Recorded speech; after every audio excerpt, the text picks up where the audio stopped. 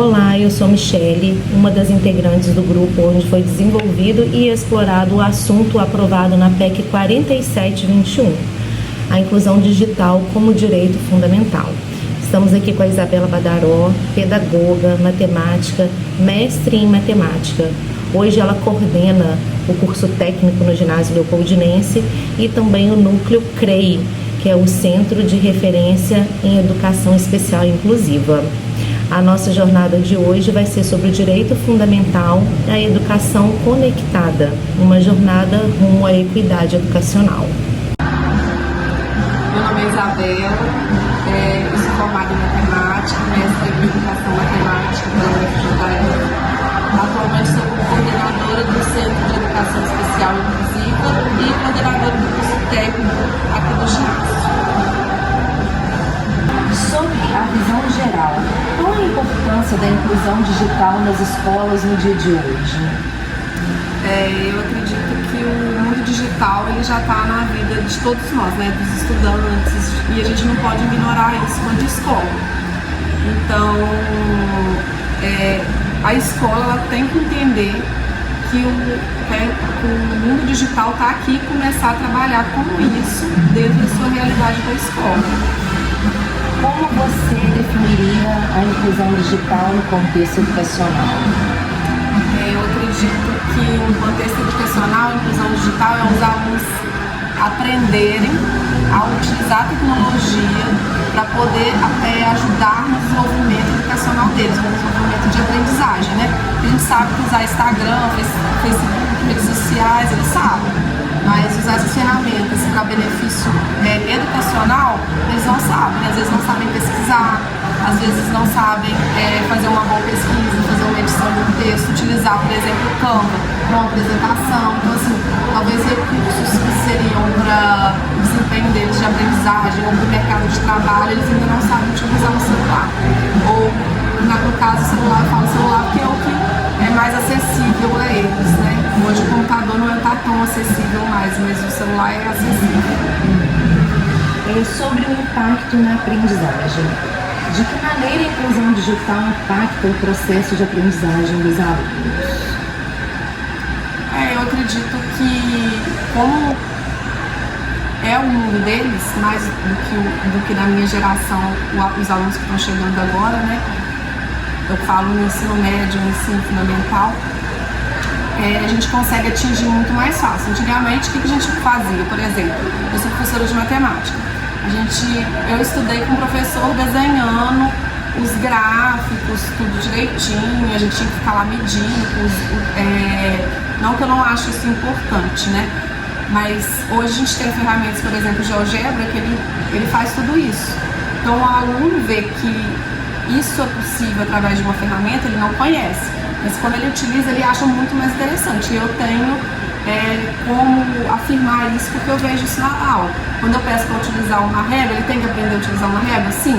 Mas ele aprende, ok. Mas quando ele vê que aquilo que ele fez ali no papel, ele consegue desenhar, é muito mais rápido, dá muito menos trabalho utilizando a tecnologia, para ele é muito mais atraente.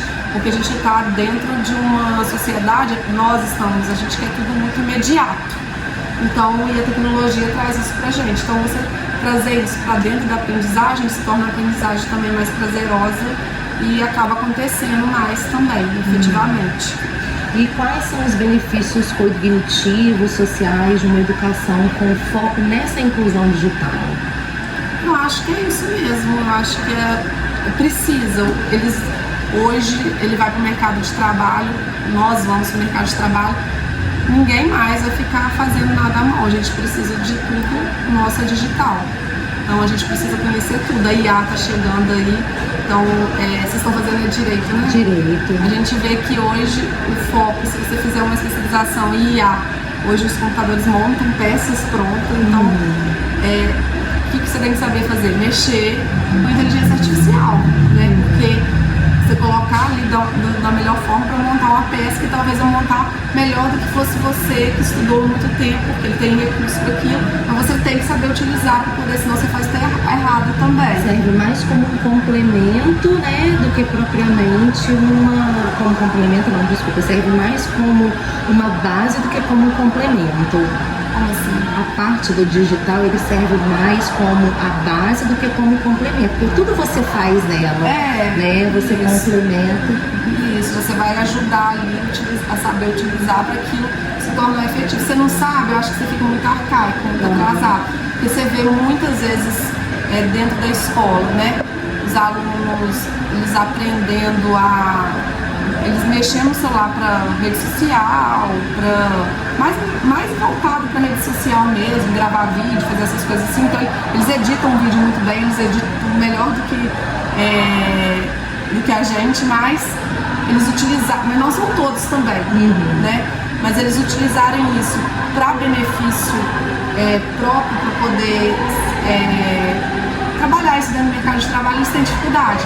Mas quando você consegue fazer isso, porque hoje o ensino médio, por exemplo, é um ensino médio e o projeto do governo também atual também esse, fazer um ensino médio para o trabalho. O ensino médio é para o trabalho. Então, quando a gente foca também com a tecnologia voltada e utilizar isso, a gente está conseguindo realmente integrar, porque senão a gente fica aquela escola muito arcaica, né, onde as cadeiras são todas enfileiradas, se você for ver, ainda tá tudo exatamente. Agora, a adaptação no pós-pandemia.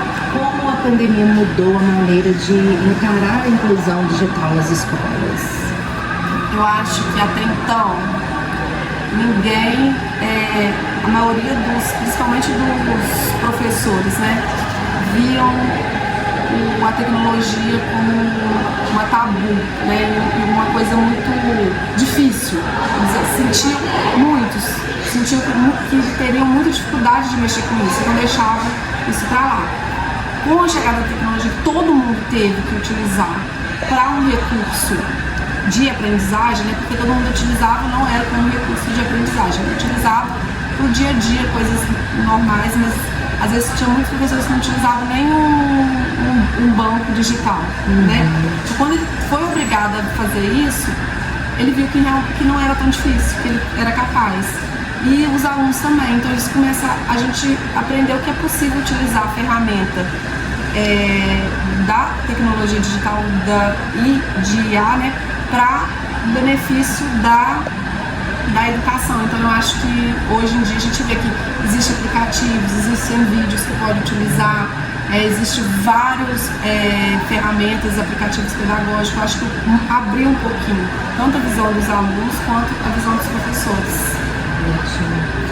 E sobre os desafios específicos no pós-pandemia, como podemos superar possíveis lacunas de aprendizagem causadas pelo período do ensino remoto?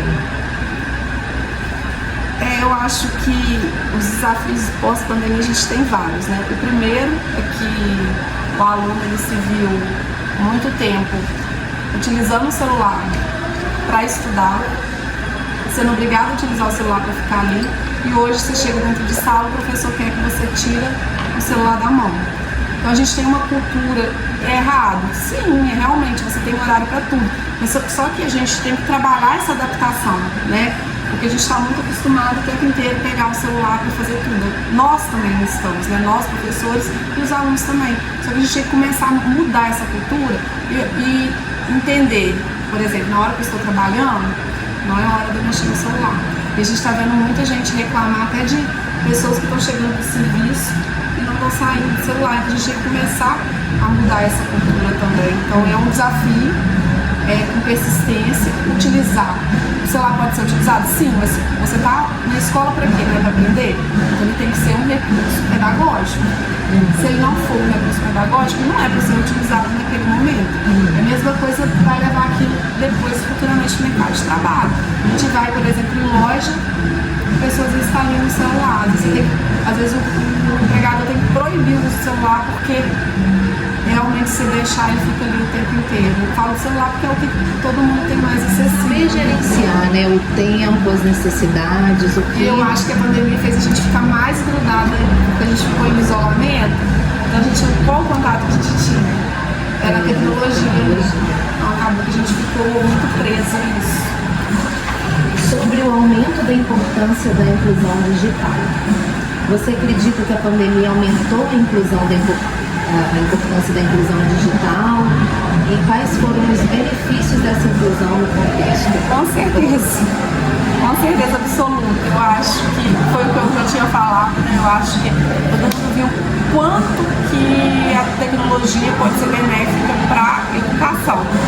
Então, por exemplo, temas como sala de aula invertida, ensino híbrido, que eu vejo que depois vocês vão falar um pouquinho sobre ensino híbrido, eram temas que ninguém nem sabia do que se tratava. Então, com a chegada do ensino remoto, e depois, né, aí eu vou falar, muito ensino híbrido, veio pesquisas muito sobre sala de aula invertida, que é uma parte do ensino híbrido também. Então, se escutou falar muito nisso, né? Então, acaba que melhorou muita coisa, né? A gente trouxe muitas ferramentas para a educação, chegou mais perto do mundo dos alunos, mais próximo também do que a gente está vivendo no mundo também. E eu acho que os benefícios é isso. Eu acho que o benefício é tanto para o aluno aprender a utilizar isso como ferramentas próprias, para ele, eu vou utilizar para fazer um pagamento de um banco. A gente vê que ainda, olha como é que é a cultura, ainda as filas das lotéricas para pagamento de boleto ainda são grandes. Muito grandes. Bancos e lotéricas. Para pagamento de um simples boleto. Então, assim, talvez se isso for trabalhado, o próprio filho pode pagar ali para o pai ou para a mãe. Eles utilizam rede social, mas eles não sabem mexer em outra coisa. Então a gente tem que começar a trabalhar as coisas que são necessárias mesmo no dia a dia. E eu acho que isso já mudou um pouquinho. Quantas pessoas tinham aplicativo antes do banco e hoje quantas pessoas têm hoje? Já aumentou muito. A gente sabe que ainda precisa melhorar, mas já aumentou bastante. Sobre a participação dos pais e da comunidade. Qual deve ser o papel dos pais e da comunidade no apoio à inclusão digital nas escolas no pós-pandemia? Eu acho que os pais precisam estar junto com a escola justamente com isso, né? Com esse ajustar como que deve ser a utilização da tecnologia, tanto em casa quanto na escola. Porque se ele chega em casa e ele não tem limite de utilizar o celular, reforça o que eu falo do celular, porque o celular hoje é a tecnologia mais acessível para os alunos. Se ele chega em casa e ele não tem limite, como ele vai ter limite dentro de sala de aula? Então você precisa ter parceria dos pais com a escola, né? A comunidade ali em si. Sobre a formação de professores, como as instituições educacionais podem preparar os professores para integrar efetivamente a tecnologia no ambiente de aprendizagem? E qual a importância da capacitação desse docente para uma implementação bem-sucedida? Essa pergunta ela é muito difícil, porque quando a gente fala de formação de professores, a gente também tem que motivar o professor para se formar. E hoje, no atual cenário que a gente está, os professores estão muito desmotivados a fazer formações, né? Então, eu acho que a primeira coisa tem que ter motivação. Então, começa ali. A professor, acho que formar depois, se incentivar o professor a formar depois está muito difícil. Mas, por exemplo, você está começando a fazer um curso de pedagogia, está iniciando ali. Eu acho que desde ali você já tem que estar mostrando a importância da inclusão digital, a importância do digital no processo de aprendizagem. Você já pega uma disciplina ali, já começa a trabalhar, mostra os aplicativos que a gente tem em recurso da tecnologia. Ou então também, você ter também aquele material disponível em sala de aula e funcionar. Por exemplo, às vezes você quer trabalhar alguma coisa aqui interessante, a internet está falhando, a internet não é legal, você não tem um data show dentro para cada sala. Então depende como que a escola oferece de infraestrutura, porque aí te incentiva a formar. Não adianta se você só oferecer formação, se você não tem todo aquele contexto de infraestrutura e que também faz parte de uma das motivações. Por exemplo, eu fui numa escola, a escola lá de Angelita. As escolas de Angelita, você fica encantado. Elas têm um telão que é o quadro interativo. O professor vai mexendo, ele quer ensinar, por exemplo, ele quer utilizar o GeoGebra. Ele tem um tamanho de quadro mesmo, normal, só que é uma tela de um computador. Ele vai lá, clica no GeoGebra, vai mostrando para os alunos. Aí ele quer fazer um joguinho, se for menino de primeiro ao quinto. Vamos fazer um joguinho de caça-palavra. Ele faz ali, o aluno levanta, vai, aperta, totalmente interativo.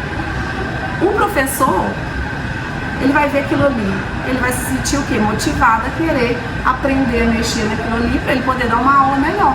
Então teve uma formação para os professores e eles podem se utilizar. Agora, se você formar uma coisa que você nunca vai utilizar, não faz tanto sentido. Então eu acho que a formação tem que estar ligada também com parcerias, com incentivo público também. A infraestrutura também faz parte da motivação e com parceria também com a formação de professores, que ela precisa ter essa motivação.